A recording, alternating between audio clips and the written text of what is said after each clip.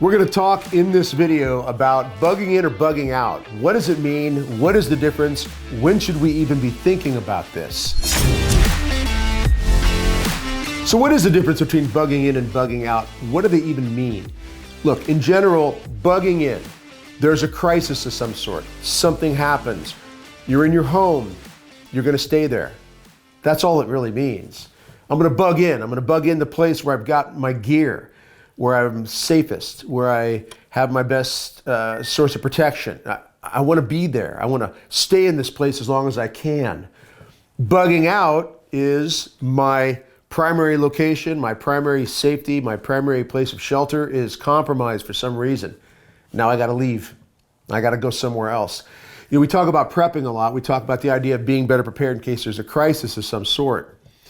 And what you find sometimes is that there are people out there in the prepping world who seem to live this almost dramatic fantasy idea.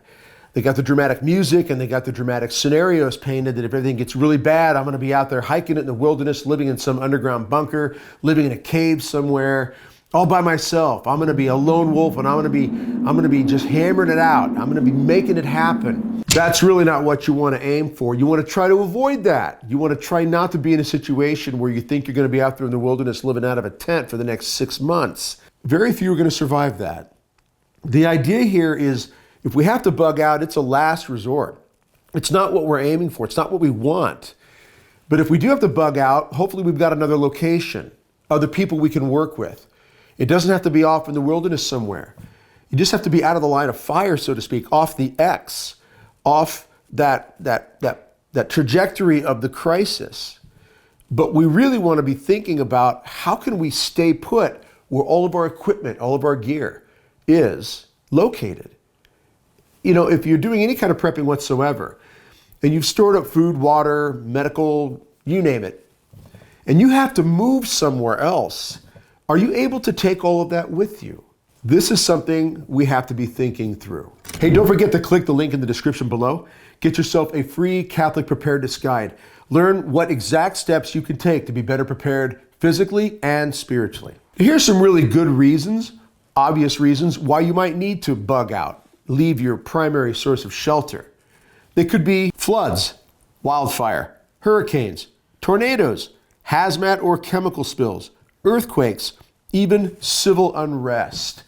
Any and all of these can be a good reason why you might have to, again, get off the X, get out of that line of fire. If that crisis is coming to your home, coming near you, and it's dangerous for you to be there, yes, you may have to bug out. Over the years of talking about this so much, I've had a lot of people come up to me and ask the question, Doug, what is go time? What is bug out time? I don't know. I don't know what it is for you. I don't know what it is for me exactly.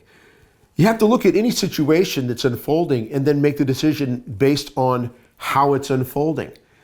But timing does matter.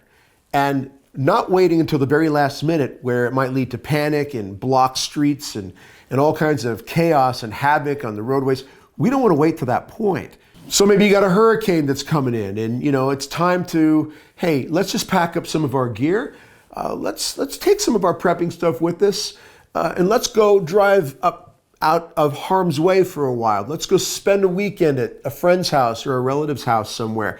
Let's use it as a way to test our gear out. Let's use it as a way to test run this option of getting out to plan B location.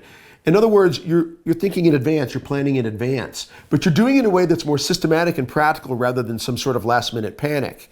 If you have to bug out and you have to go to a plan B shelter, you need to seriously think about where that is and what you're going to be able to do while you're there.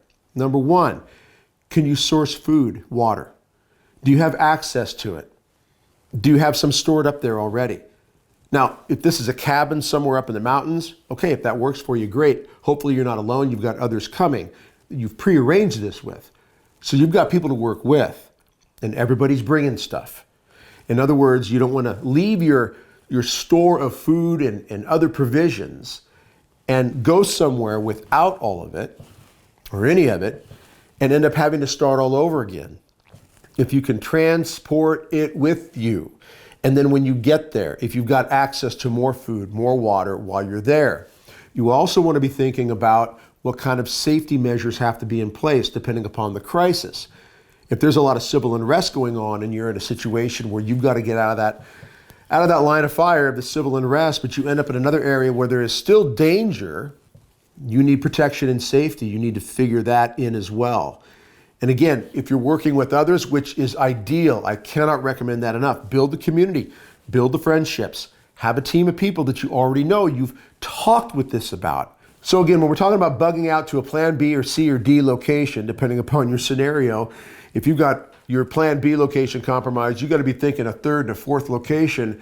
You've got to be thinking about 5 key things: food, water, medical, shelter, and defense. Now, yes, we're talking about shelter here, but even shelter getting from A to B, B to C, your mode of transportation, your map, getting there, knowing how to get there, if GPS is down. There's a number of factors that have to be considered when we're talking about moving to another location, when we're talking about bugging out. Those 5 categories are good places to start and start breaking down from there other things that need to be considered and thought about.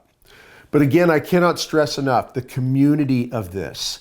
Getting together with other people and do it now.